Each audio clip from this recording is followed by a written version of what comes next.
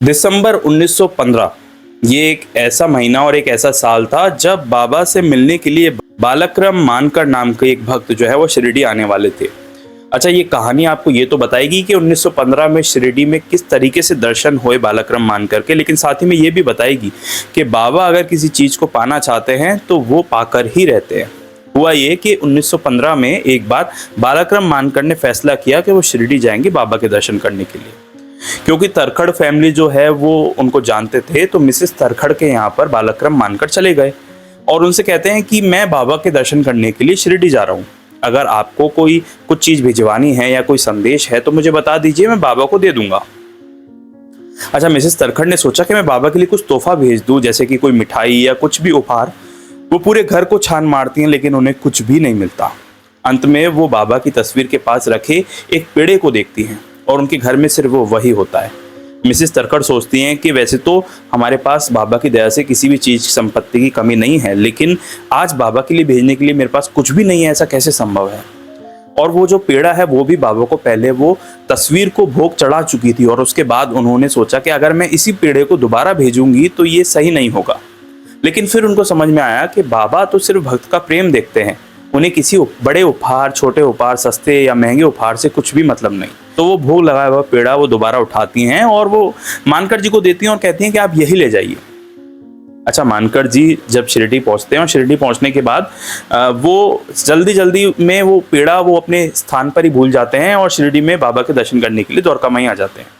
जब वो सुबह बाबा के दर्शन करते हैं और बाबा को जो है वो कुछ अपने उपहार देते हैं जो बाबा के लिए लाए थे और वेट करते हैं कि बाबा उस पर आशीर्वाद दे। और फिर वो जब उन चीज़ों को उठा लेते हैं तो बाबा उनकी तरफ देखते हैं और इस तरीके से देखते हैं जैसे कि बाबा उनसे कुछ कहना चाह रहे हो।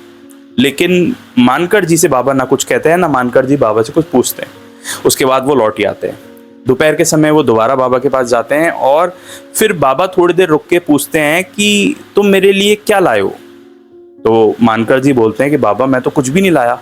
फिर बाबा बोलते हैं कि तुम मेरे लिए बांद्रा से क्या लेकर आए हो। अच्छा, मानकर जी फिर दोबारा सोचते हैं और बोलते हैं बाबा मैं बांद्रा से आपके लिए कुछ भी नहीं लेके आया। फिर बाबा डायरेक्टली पूछ देते हैं कि तरखड़ माई ने मेरे लिए क्या भेजा है। अच्छा, ये समय ऐसा था कि मानकर जी को अपनी गलती का एहसास होता है और साथ ही में उनको ये भी एहसास होता है कि बाबा को कितना सब कुछ मालूम है कि उनके लिए कौन भक्त कहाँ से क्या लेकर आ रहा है, क्योंकि मिसेस तरखड़ का तो कोई जिक्र उन्होंने किसी से भी नहीं किया पूरे गाँव में। तब उन्हें ये बात समझ में आती है कि बाबा का इशारा वो पेड़े की तरफ है। वो भाग कर जाते हैं, वो पेड़ा लेकर आते हैं और बाबा को वो समर्पण करते हैं।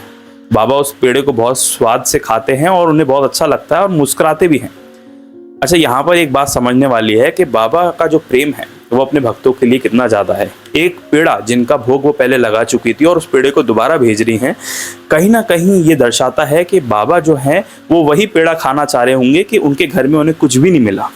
दूसरी बात ये थी कि वो जो पेड़ा मानकर जी भूल भी गए देना, उसके बाद भी बाबा क्या कुछ लीला इस तरीके से हुई और लीला के बाद भी जब मानकर जी नहीं समझे तो बाबा ने डायरेक्टली पूछ लिया कि तरखड़ माई ने मेरे लिए क्या भेजा था।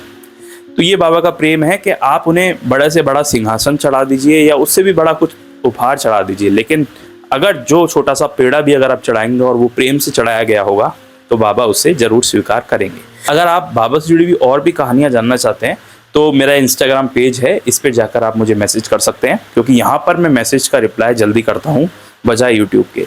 इसी तरह बाबा से जुड़ी हुई ढेर सारी असली कहानियाँ इस चैनल पर अपलोडेड हैं, चाहे वो 1915, 1916, 1918 की हो। ढेर सारी ऐसी असली कहानियाँ को अगर आप सुनना चाहते हैं तो इस चैनल पर ऑलरेडी कई सारी वीडियोस अपलोडेड है जिनको जाकर आप देख भी सकते हैं, या फिर आप किसी भक्त के बारे में और जानना चाहते हैं तो मुझसे कमेंट करके पूछ भी सकते हैं। इसी तरह मैं बाबा से जुड़ी हुई कहानी पढ़ता रहता हूँ, समझता रहता हूँ और आप तक पहुँचाता रहता हूँ। मिलेंगे एक नेक्स्ट वीडियो में एक नई कहानी, एक नए अनुभव के साथ। तब तक के लिए ओम साई राम।